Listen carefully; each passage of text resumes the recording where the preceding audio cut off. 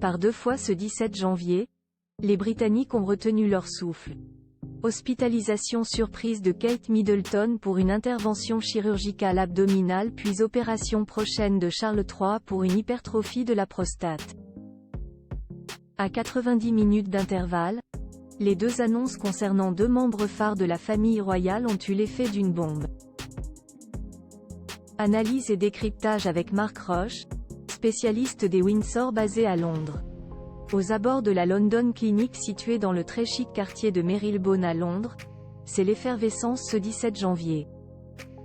Nombreux sont ceux qui cherchent des réponses. Quelques heures plus tôt, un communiqué de presse révélait l'hospitalisation surprise de Kate Middleton, pour une chirurgie abdominale planifiée. Stupéfaction du peuple britannique. Mais à peine remis de la nouvelle, un deuxième communiqué est tombé, cette fois concernant la santé de Charles III, le roi sera prochainement hospitalisé pour une opération de la prostate. Deux annonces qui émeuvent autant qu'elles interrogent.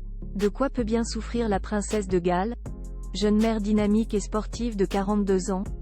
Les 10 à 14 jours des hospitalisations et la convalescence prévue jusqu'à Pâques inquiètent. Si l'opération du roi Charles III, âgé de 75 ans, qui doit subir une intervention en raison d'une hypertrophie de la prostate est moins alarmante, elle met néanmoins en lumière les limites d'une monarchie allégée qu'il a appelée de ses vœux au début de son règne.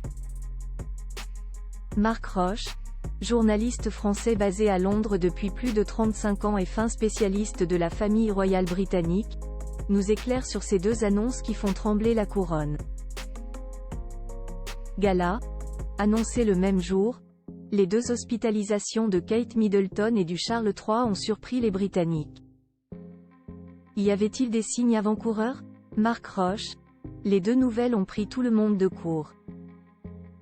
Lors de sa dernière apparition publique au service religieux de Sandringham le matin de Noël, Kate Middleton était apparue en pleine forme et avec le sourire, tout comme le roi. C'est peu dire que tout le monde a été pris au dépourvu. Gala, les deux annonces sont très différentes. L'opération de la prostate de Charles III est mentionnée en toute transparence tandis que les raisons exactes de l'hospitalisation de Kate Middleton restent floues. Comment l'expliquer, Monsieur R? Il y a eu une réforme totale du service de communication de Buckingham Palace dans un souci de transparence. C'est la première fois qu'une journaliste de la presse populaire, Tobin Andrea, ancien rédacteur en chef du Daily Mail, est nommé à ce poste. Mais si la transparence est très visible concernant le communiqué du roi, elle l'est beaucoup moins au sujet de Kate. On est à mi-chemin, ce qui est la pire des choses, parce que cela ouvre la voie à toutes les spéculations. Le cancer a été exclu, c'est déjà une première étape. Si l'NY n'a pas eu d'ordre, il est possible qu'il y ait eu des consignes à suivre. Gala. Sait-on de quoi souffre réellement Kate Middleton? M. R. Nous n'avons eu aucune communication sur l'opération en elle-même et les raisons qui ont conduit à son hospitalisation. Au royaume que j'ai pu rencontrer, toutes les personnes à qui j'ai pu parler s'accordent à dire qu'il s'agit d'un problème gynécologique. À Buckingham Palace, ils invoquent la protection de la vie privée. Ce qui me surprend, c'est qu'il n'y a pas un mot dans la presse britannique.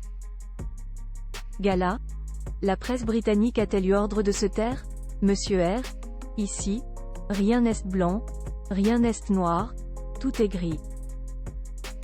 Il faut lire entre les lignes.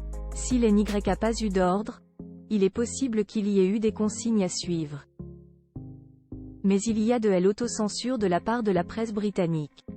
Il y a quand même toute l'émotion suscitée par la mort d'Élisabeth II et aujourd'hui, la monarchie est plus que jamais nécessaire pour rassurer les sujets.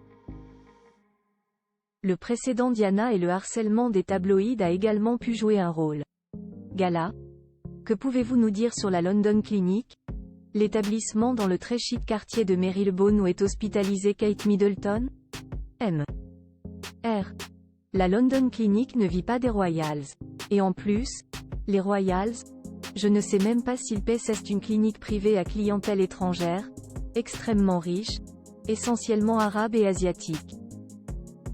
Gala. Comment va se passer la convalescence de Kate Middleton? Monsieur R. Kate Middleton a tout intérêt à sortir ce week-end et des photographes seront là pour immortaliser le moment. On la verra sûrement derrière les vitres de sa voiture. Puis, elle ira se reposer dans sa résidence des Adelaide Cottage, sur le domaine de Windsor. Mais à choisir, je pense qu'elle préférerait plutôt aller à Anmer Hall, dans leur maison de campagne du Norfolk. Gala. Quelles incidences peuvent avoir ces deux hospitalisations sur la monarchie? M. R. Concernant Charles III, il n'aura pas à être remplacé. Le roi continuera à suivre les affaires courantes. Pour Kate Middleton en revanche, si cela ne pose aucun problème régalien, cela pose un problème d'ordre plus people.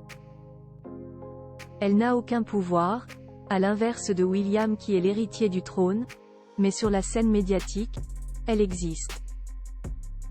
Et pour représenter la couronne, elle est de loin la meilleure. Gala.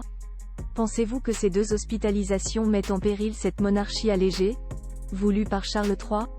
M. R.